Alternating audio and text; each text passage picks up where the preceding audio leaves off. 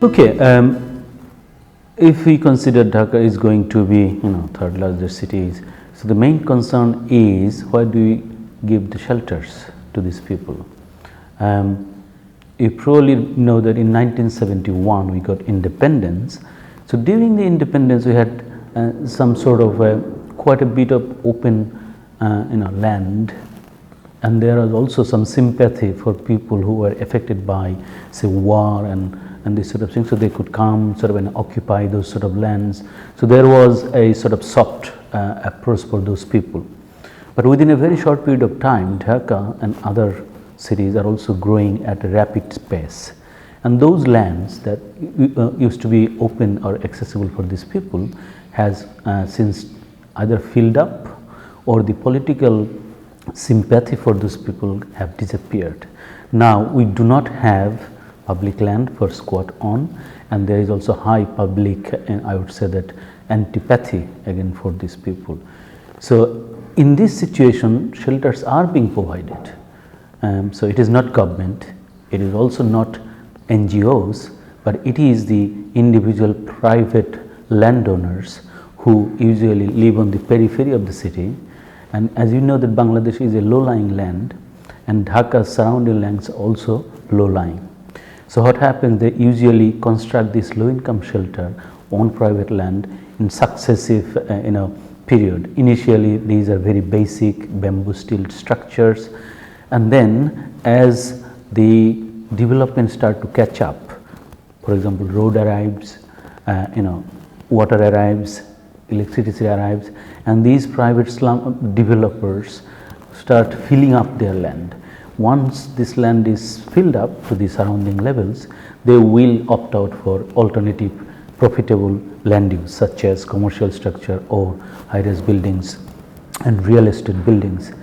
And that is when these low income dwellings is gone on that piece of land, but there will be more land outside sort of doing the same sort of reputations.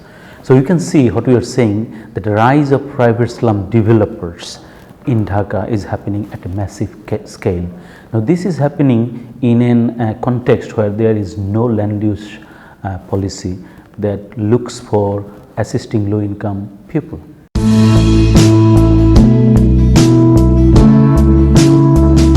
So what happens, usually these are wealthy landowners, and they are also some extent powerful in terms of their political affiliation. So usually they do not show their face when they construct low income shelters. What they do, they employ middlemen. For example, their low income relatives from village areas or their political affiliates, so who act as a managers between the landowner and those who construct slums. These slums, the people who actually construct slums, these are on low income as well, but they probably have certain sort of entrepreneurship. What they do, they take land as rent. So that means to say that the landowner rent out the land with some basic services. For example, because he is connected politically, so he probably has the water connection, maybe electricity connections, but then the person who is taking the land as a rent, he or she construct little huts and rents out initially. But over the time, when this land is sufficiently developed, then the actual landowner come, then they actually evict those low income shelters and go for the alternative solutions. It's a very interesting question. The slums in Dhaka in the first instance is perhaps poorer than Delhi. In Delhi there are different types of slums. If you consider with JJ clusters, which are the most, I think, the poorest of the poor, isn't it? So JJ cluster could be comparable some of the slums in Dhaka. But when you go into sort of notified slums, that means to that land use is kind of government officially approved, and they are not as poor. And then also if you go to the resettlement colonies, which has been sort of established quite a long time ago, and people have really developed four-story dwellings, renting out, and some of their children maybe also in universities and having a better life. Then if you consider the unauthorized colonies, you can find millionaires in the unauthorized colonies. Those you cannot consider them slums, and also it is very difficult to consider them as low income as well. I think in Delhi you have to consider them as perhaps lower income, or even you can say unauthorized informal settlements. But if you go to Dhaka, there is quite a sort of distinction you can find from those who live in low income settlements and those who don't.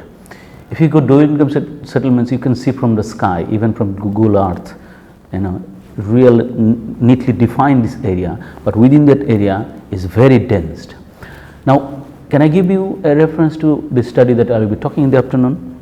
That research actually is a study of slums in two cities, one in Dhaka, Bangladesh, and another in Dar es Salaam, Tanzania. What surprised us that Dar es Salaam or even Tanzania and Bangladesh is probably, if you consider economically, comparable still, although Bangladesh is going faster than Tanzania. But we found that population density in Dhaka slums is at least 20 times higher than the population density in Dar es Salaam. I suspect Dhaka slums will be at least 10 times denser than Delhi slums as well. So, space is a real concern. I will probably add to on this one point here. Because of high density, there are a lot of negative outcomes happens. Let's take an example for say diarrhea outbreak. If one person in one family gets diarrhea, and it can spread very quickly to the neighbors because they are very closely located. But if you say a settlement that is less than 20 times less dense, you can feel that diarrhea will not be spreading as fast. In fact, what we are finding in our that research, which we call EcoPoor, is a short names of a project called Institutions for Urban Poor's Access to Ecosystem Services. By ecosystem services, we meant how people get water supply, how people's wastewater is taken out of the settlement like this. So, what we found, perhaps Dhaka is really sitting at a tipping point. What do you mean by tipping point? Tipping point means if you exceed certain point, then you are already entering into an era when the cost for providing so basic services will be massively expensive. It is probably beyond the capacity of grassroots organizations or low income people to fix themselves. Just consider if we have provided some water points and then that water point needs to serve 100 families, and is it possible for those families to fix those water if it is going out of order? And then if the densification continues, maybe in a year or 2 years that water point will be used by 150 families. So, it is getting to that point when simple solutions may not work. It requires massive investment by the national government, by the municipal authority, and even by the donors and international authority.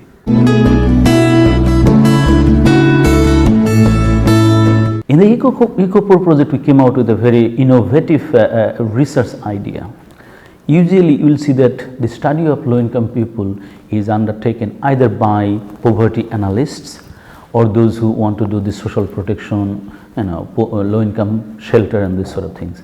Very rarely do we see that people are studying the contamination of water or contamination of the environment in low income settlements.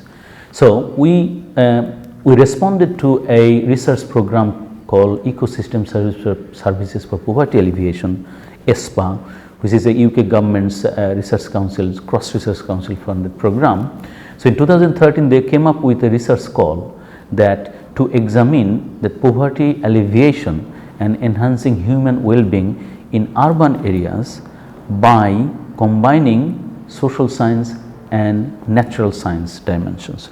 That means, so in that project there has to be social science, but also there has to be natural science. In the natural science means that we will be testing water quality, contamination, food samples, soil contamination and these things. At the same time, social science will study the urban poverty. So, in EcoPoor project we came up with a provocative hypothesis. So, we initially thought what happens in low income settlements, because these people are usually unauthorized, usually living illegally, And one of the main ways they solve their problems is to collective actions. That means they organize themselves together and then try to solve the problems themselves. This is a term used called collective action. Now, there is another form of institution considered to be very important, is that state organizations working with these people to solve this problem. This is what we call co-production. Co-production means in which that state organizations are working with grassroots organizations in partnerships over a long period of time to solve basic services.